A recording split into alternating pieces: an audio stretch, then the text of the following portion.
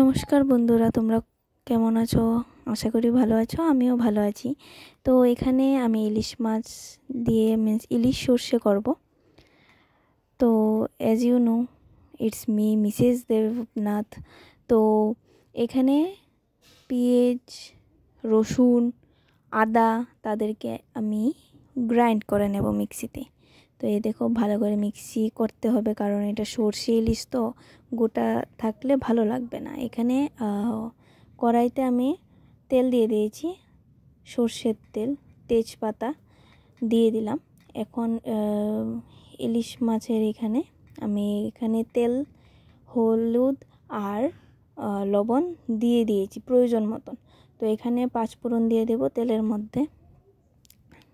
দেওয়ার পর ভালো করে এদেরকে ভাজতে হবে, যাতে একটা ফ্লেভারি সেন্ট আসে। তো এখানে তারপর আমি পেস্টগুলা আস্তে আস্তে ঢেলে নেব এটার মধ্যে। তো এদিকেও ঢেলে ফেলছি। তো এদেরকে দেওয়ার পর এখানে খানিকটা অল্প হলুদ দিয়ে দেব, কারণ আমরা অল্প কেন বলছি, ইলিশ মাছের এখানে তো আমরা অলরেডি দিয়েছি হলুদ, লবণ।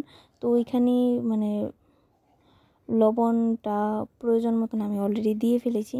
আর ওইটা যেন রেখেছি, এটা একটু স্মুথনিং হয়ে যাবে, ফিশটা একটু খেতে ভালো লাগবে, তার জন্য। এই দেখো, দেখেই মনে হচ্ছে যে স্মুথনিং হয়ে গেছে ফিশগুলা। তো এখানে জিরে, ধনে, মরিচের গুঁড়ো দিয়ে দেব। মরিচের গুঁড়োটা যারা ঝাল কম পরিমাণে খেতে চায় তুমি দিতে পারো কম। তো এখানে দেখো হয়ে গেছে। অনেকেই আমাকে কমেন্ট করে বা মেসেজে বলে যে তুমি ভিডিও ছাড়া তোমার কি ভালো লাগে, তোমার কি এই সে অনেকগুলো বলো। তো তাদের জন্য স্পেশালি কথাটা, যে আমার ভিডিও করতে খুবই ভালো লাগে। আর আমি রান্নার ভিডিও পারলে সব দিনই দিতে পারি। ক্যামেরা ধরার জন্য একজন মানুষ লাগে যে ক্যামেরাটা ধরবে, এরকম। তো আমি পারি না, একা করতে দেরি হয়ে যায় রান্না করতে। তার জন্য আমি কিছু কিছু মোমেন্টসগুলো যদি করি, ওদেরকেই আমি ভিডিও করি, পোস্ট করি। তো আর এমনি তো রিলস কতগুলো বানাই, তোমরা তো দেখোই। তো এখানে একটু জল দিয়ে তারপর আমি ফিশগুলোকে দিয়ে দেব। আর ফিশগুলো দিয়ে একটু ঢেকে রাখতে হবে। তো এখানে আমি বলবো, আমাকে হেল্প কে করছিল, হেল্প করছিল আমার কাকিমণি, কাকিমণি, পাশের বাড়ির কাকিমণি। কারণ ওনাকেই জিজ্ঞেস করেছিলাম। আমি তো পারি না, আমি সত্যিই পারি না ইলিশ সর্ষে কীভাবে করো। উনি আমাকে ট্রেন করেছে ওই দিন, আমি আস্তে আস্তে করছি, উনি বলে দিচ্ছে। তো থ্যাংক ইউ কাকিমা, আমি নতুন একটা রেসিপি শিখলাম। আগে মা করে খাওয়াতো, তো তখন থরি না আমি করে করতাম, আমি তো সামনেও যেতাম না। তো এখন এই দেখো অলমোস্ট হয়ে গেছে, অলমোস্ট বলতে ভিতরে ফিশগুলো সিদ্ধ অলমোস্ট হয়ে গেছে, আর একটু দরকার। ঠিক আছে, যেহেতু ফিশগুলো দিয়েছি, না ভেজে দিয়েছি, তার জন্য।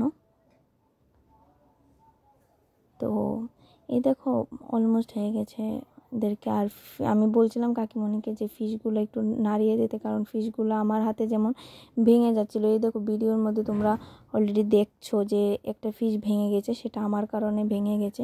তার জন্য আমি কাকিমণিকে বললাম যে ফিশগুলো ভালো করে একটু করে দিতে।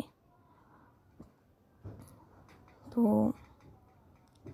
এই দেখো অলমোস্ট হয়ে গেছে, খুব ভালোভাবে হয়েছে। আর থ্যাংক ইউ কাকিমণিকে যে আমাকে এত সুন্দর একটা রান্না করার জন্য। হ্যাঁ, আমি পারতাম, ইউটিউব থেকে দেখে করতে পারতাম, বাট ভালো লাগে না, ইউটিউব থেকে করতে আমার ভালো লাগে না।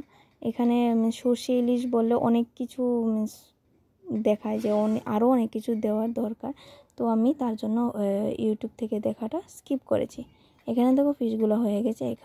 তারপর আমি একটা বাটিতে নামিয়ে নেব।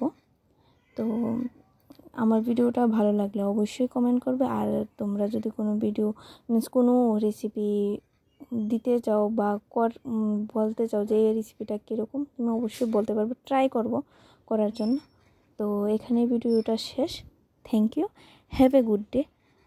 আশা করি ভিডিওটা ভালো লেগেছে। বাই। আমাকে অবশ্যই ফলো ও সাবস্ক্রাইব করবে। বাই।